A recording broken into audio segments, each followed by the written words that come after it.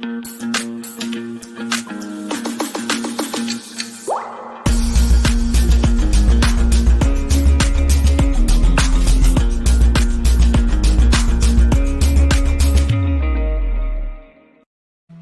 I'm back again with another stimulus check update, second stimulus check update, stimulus package update.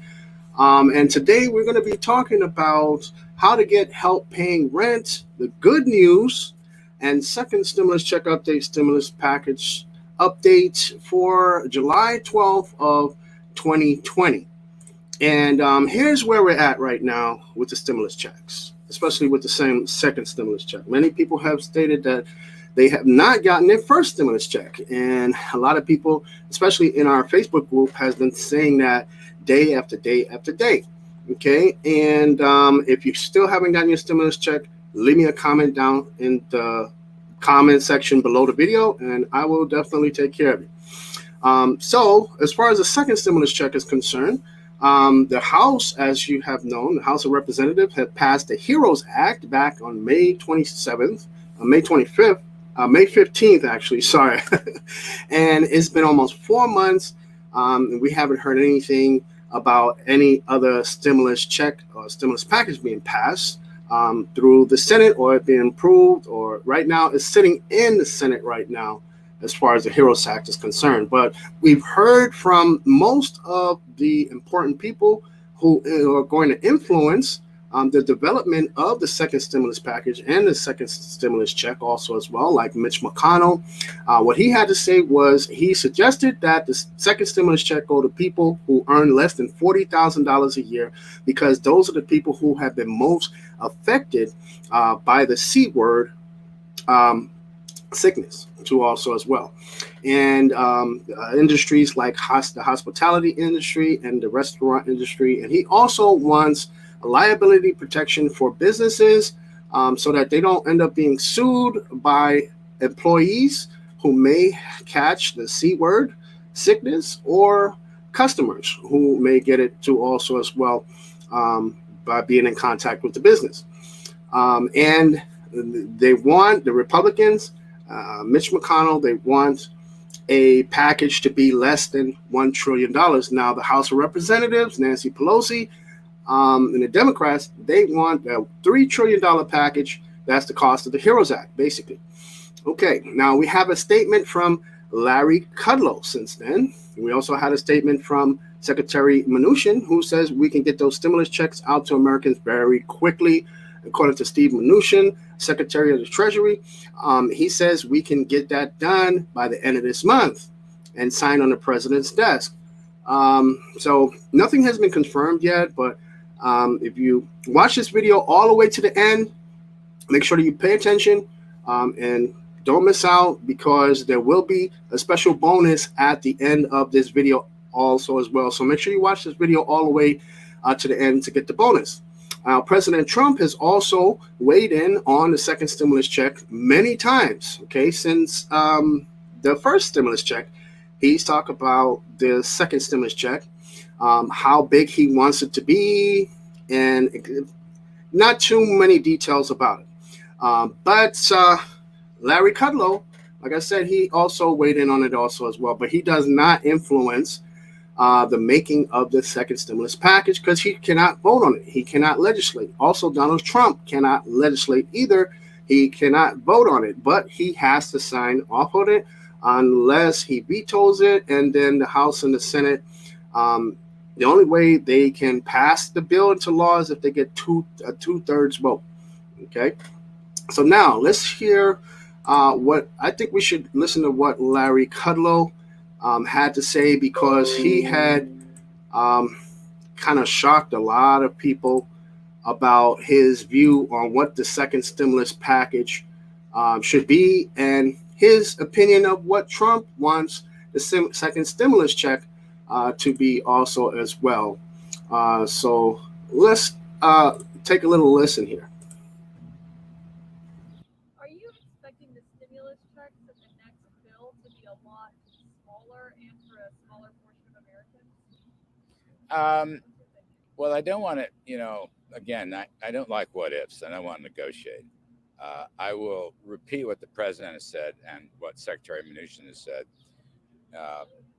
That kind of economic assistance will probably be very carefully targeted. So yeah. I guess that's a yes. I just don't want to be specific about it, but we're gonna. Like it'll be $1,200 for people making. Yeah, I don't want to go to numbers, but I just say this time around, you want to target the lowest end, people who have the most difficulty, the people that don't have a job to go back to. Those are the ones you really want to focus on. It's not going to be across the board. Is it because of concerns that the bill is going to be too expensive? No, I think it's just good policy. I think it's very good policy. And I think the key now is helping folks get back to work. So we'll have some unemployment reforms. We'll have some re-employment bonuses. We will have some additional economic impact assistance in a targeted way. And, some of that is already concessions. But I think it's going to be a tighter bill. And, we can't keep posting $3-4 trillion every 3 months or every 2 months. That doesn't really work. Have you So that's pretty much what Larry Kudlow had to say. Now, keep in mind that Larry Kudlow is not part of the legislative process. He cannot legislate. He cannot vote or pass a bill into law. Okay, he's just sitting there on the sidelines giving his opinions. But what I do question with Larry Kudlow is what he knows about President Trump's stances on the second stimulus check and what President Trump wants for a second stimulus check, because that can influence it. I mean, if President Trump is not happy with the second stimulus check, he can very well veto it and make things a lot more difficult to get a second stimulus check passed into law. So let's go ahead and listen to what Donald Trump had to say concerning about the second stimulus check.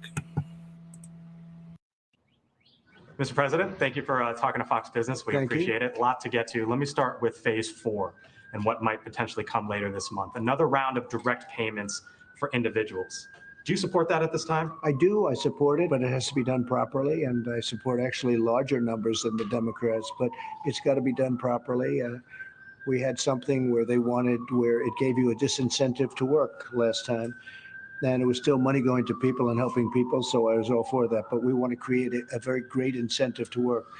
So we're working on that, and I'm sure we'll all come together. You want the direct payments larger or the uninsurance benefits larger? I want the money getting to people to be larger so they can spend it. I want the money to get there quickly and in a non-complicated fashion.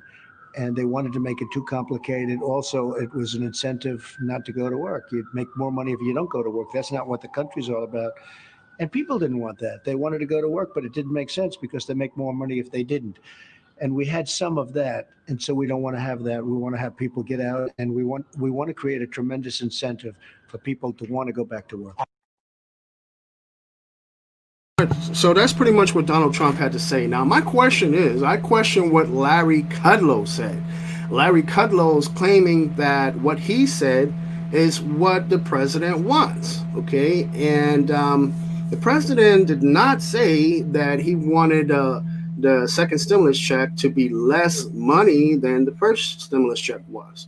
If you listen to what President Trump said, he wanted the stimulus check to be actually larger than what the Democrats wanted. And the Democrats, they want a $1,200 stimulus check by the HEROES Act that they passed. Also, some proposals from Democrats proposed $2,000 a month. From the House of Representatives, Tim Ryan and Ro Khanna, and also the Senators, Bernie Sanders, Ed Markey, and Kamala Harris too, also as well, $2,000 a month. So we still don't know how much the amount of the second stimulus check is going to be. But we do know that Mitch McConnell, he also had stated that he suggests that the second stimulus check be going to only people who earn less than $40,000 a year, because those people have been hit the hardest, too also as well. So that brings us here to a lot of,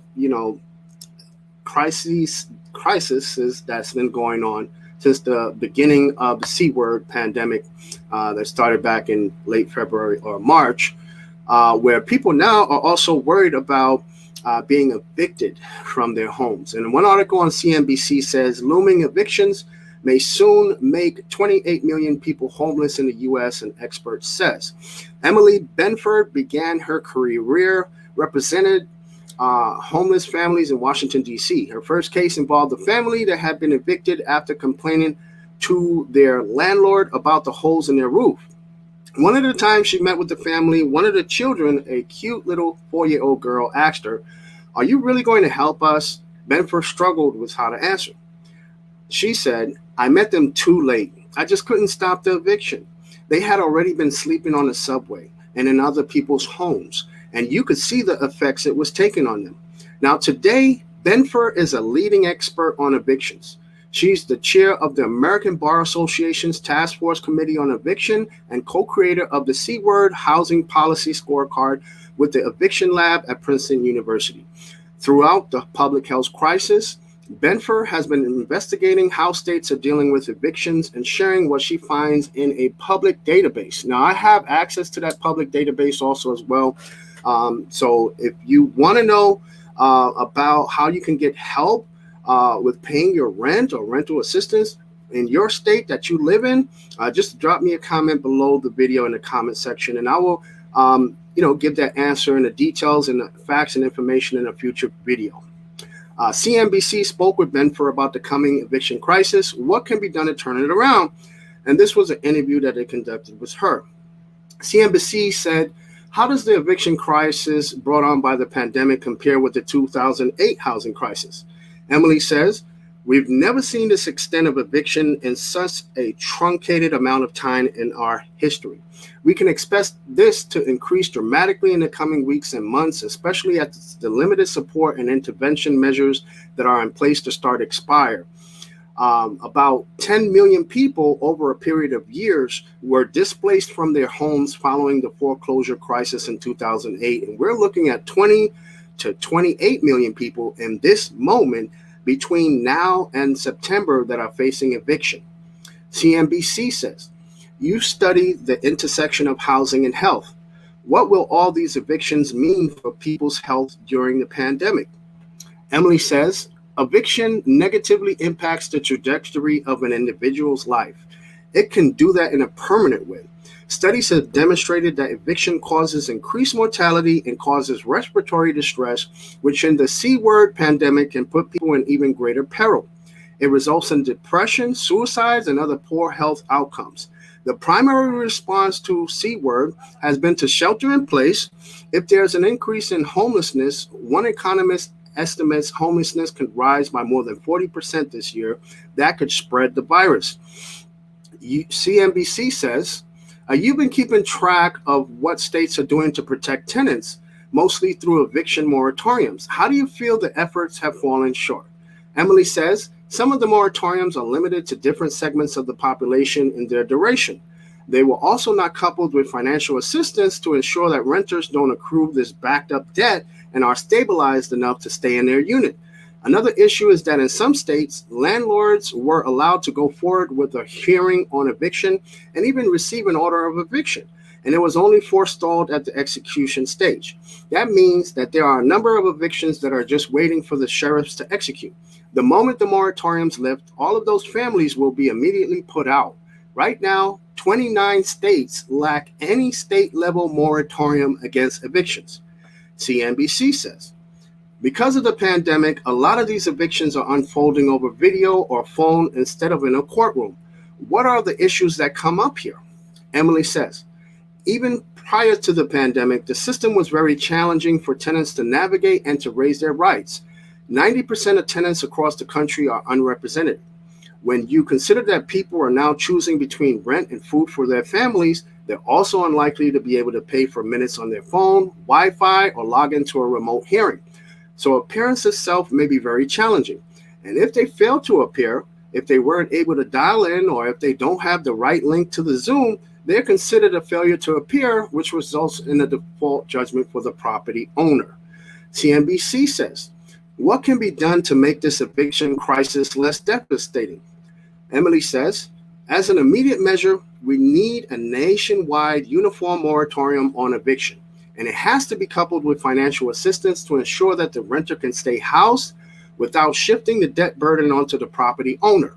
The owners that are the most likely to be affected by the eviction crisis right now are those who have small properties and don't have the financial cushion to make ends meet over a period of months when they're not receiving that rent. Once that's in place, we really need to start addressing the root of causes of the eviction crisis and the lack of affordable housing. So that was an expert named Emily Bernfer. Too also as well, she's an expert on evictions and housing too also as well. And what we also came across here was another article from NJ.com. And we have some good news here for you guys here. Like I know the title says good news, right? And how to get help paying rent. Well, basically 41,000 people have applied for help paying rent from New Jersey's $100 million fund. Yes, New Jersey received a $100 million fund from the CARES Act. And if you live in New Jersey, this is how you can still sign up. Now, the CARES Act, which was a rental assistance program, is a relief fund for residents that's affected by the C-word pandemic. It provides up to 6 months of rental assistance to low and moderate income households. The applicants came as the state's first rental relief program opened for residents, and our Governor Phil Murphy has placed a moratorium on lockouts and enacted a rent freeze for some, and this program was the first fund for residents in need. Applicants for the program are extended through 5 p.m. July 17th. Originally, it ran through July 10th, but the department wants to ensure that as many people as possible who might be eligible for the assistance have the opportunity to apply. So Governor Murphy, this is a statement from Lieutenant Governor Shayla Y. Oliver, and she's a commissioner of the Department of Community Affairs, by the way. She said, Governor Murphy and I urge renters who have been affected by the C word to apply to the Emergency Rental Assistance Program today. We understand that these are difficult times and we want to help as many people as possible to pay their rent. Now, the program is largely funded through the federal CARES Act. It's available to renters who haven't been able to pay their rent due to a loss in income that is related to the C word, according to the Department of Community Affairs. Now, to qualify for this rental relief, applicants, they must have an annual income below the maximum income limits in their county. And you can pretty much Google what the maximum income limits in your county are. And tenants will be chosen through an online lottery pool, and no paper applications will be accepted, but residents can call to apply. So they're going to have a lottery to choose applicants, and also residents can also apply also as well. Now, renters, if you are approved for this rent relief program, you will still be responsible for paying 30% of your monthly rent. And the payments, they would begin in September, and participants will be reviewed at the 3-month interval if they are still in need of rental assistance. So every 3 months, they're going to do a basic review, reevaluate your situation, and see if you still need rental assistance. But you're responsible in this program for paying 30% of your monthly rent, which your payments will begin in September. Okay, so this is some good news here because in April, Governor Murphy had also suspended rent increases for 36,000 low and moderate income houses and some cities, including Hoboken and Newark, New Jersey, too, also as well, who also had imposed rent freezes. So again, if you are interested in finding out how to get help paying rent, during this C-word pandemic. Just leave me a comment below and ask me about rental assistance, what rental assistance is available in your state, and I will include the information and facts for you in another video too also as well. So that's all I got for you guys. And so thank you all for watching the video to the end. And remember, we got minute by minute. You can get minute by minute stimulus check updates and stimulus package updates. Find out everything that's going on with the stimulus checks or the second stimulus checks, first or second, in our Facebook group. The link is in the bottom of the description. Just click on the link and join us there in the group too. And also, while you're in the description, see the links there for free money and to get free money, and also many other helpful resources for you too also as well.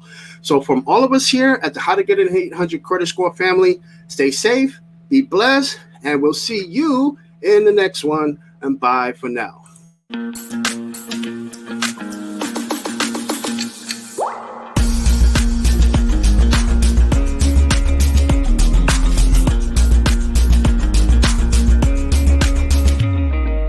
My name is Lyndon Baptiste, and on this channel we talk about ways to increase your credit score, build credit, and get approved for the lowest payments on mortgages and lines of credit, travel the world for free, earn extra money with cash back. And if that interests you, go ahead and hit the subscribe button, hit the bell for notifications.